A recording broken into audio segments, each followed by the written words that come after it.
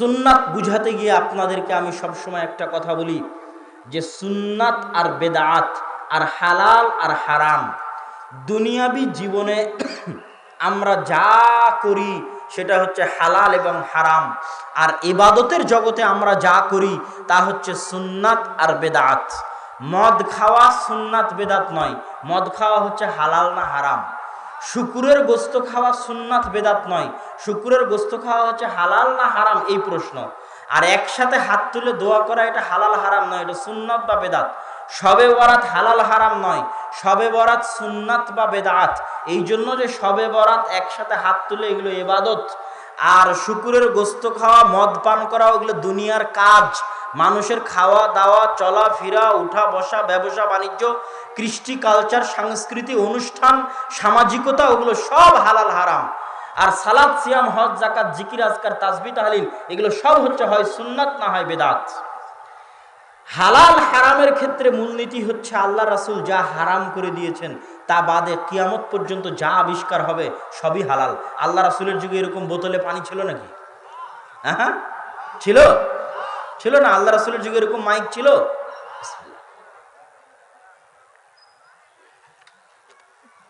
তো এখন কেউ যদি বলে আপনি এত বেদাত করেন তো মাইকে বক্তব্য দেন, এটাও তো বেদাত বলতে পারে না? আপনি বিশাল প্যান্ডেল করেছেন, লাইট দিয়েছেন, এগুলো সবই বেদাত বাবা। এগুলো একটা বেদাতের সাথে সম্পৃক্ত, এগুলো হয় হলে হালাল হবে না হয় হারাম হবে। হলে কি হবে? হালাল না হয় হারাম। কেননা এগুলো একটা ইবাদত নয়, এর একটা যন্ত্র, দুনিয়ার যন্ত্র, এর একটা মাধ্যম, লাইট টাইট এগুলো দুনিয়ার যন্ত্র, টিস্যু এটা একটা দুনিয়ার আবিষ্কার, এগুলো একটাও ইবাদত নয়। সুতরাং এগুলো একটা সুন্নাত বেদাত হবে না, এগুলো কি হবে? হয় হালাল না হয় হারাম।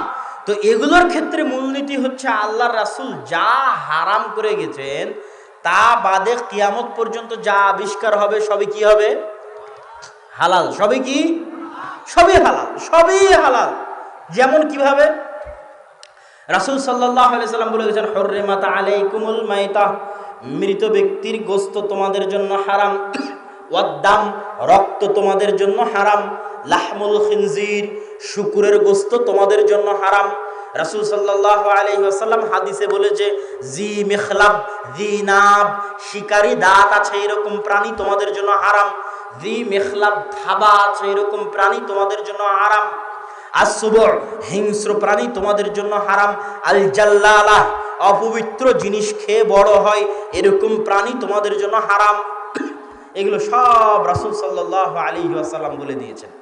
তো রাসূল সাল্লাল্লাহু আলাইহি ওয়াসাল্লামের এই কথার মধ্যে থেকে এতটুকু আমরা বুঝতে পারি যে উটের গোশত খাওয়া হালাল, কেননা উট এগুলো একটার মধ্যেও পড়ে না। গরুর গোশত খাওয়া হালাল, কেননা গরু এগুলো একটার মধ্যেও পড়ে না। এখন গরু আল্লাহ রাসূলের যুগে ছিল কি ছিল না এটা দেখে লাভ আছে? কথা কি আমার বুঝতে পারছেন না? মনে হয় যে গরু আল্লাহ রাসূলের যুগে ছিল কি ছিল না এটা দেখে লাভ আছে? এটা দেখে লাভ নাই। দেখতে হবে কি গরু কি মৃত, গরুর রক্ত, গরু কি শুকুর, গরু কি শিকারী দাঁতওয়ালা, গরু কি হিংস্র প্রাণী, গরু কি থাবাওয়ালা, গরু কি অপবিত্র জিনিস খেয়ে বড় হয়, আল্লাহ রাসূল যা যা হারাম করে গেছেন তার বাইরে পড়ছে কিনা, তার মধ্যে না পড়লেই হলো। এখন আল্লাহ রাসূলের যুগে উটের গোশত যেভাবে খেয়েছে আমরা কি ওভাবে খাই? খাই না। এখন উটের কচি উটের বাচ্চার গোশত দিয়ে সর্বোন্নত মানের বিরিয়ানি তৈরি হয়, যে বিরিয়ানিকে বলে হাসি। সৌদির হোটেলগুলোতে গেলে দেখবেন হাসি অনেক দামি উটের কচি বাচ্চার গোশত দিয়ে বিরিয়ানি বানিয়েছে। আল্লাহ রাসূলের যুগে ছিল বিরিয়ানি? বিরিয়ানি ছিল না? ছিল না? ছিল না। তখন আপনি যদি বলেন বিরিয়ানি খাওয়া হারাম, এটা হবে না। যা যা আল্লাহ রাসূল হারাম করে গেছেন তার মধ্যে পড়ছে কিনা, তার মধ্যে না পড়লে তুমি যত রকমের নতুন খাবার বানাবা, যত স্টাইলের রেসিপি বানাবা সবই হালাল। সবই কি? হালাল। হারামের মধ্যে না পড়লেই হলো। আজকে আমরা কত নতুন ব্যবসা করতেছি, একটা ব্যবসা আল্লাহ রাসূলের যুগে ছিল না। তো এখন সব ব্যবসা কি হারাম হবে? হবে না। খালি দেখো ব্যবসার মধ্যে হারামটা আছে কিনা।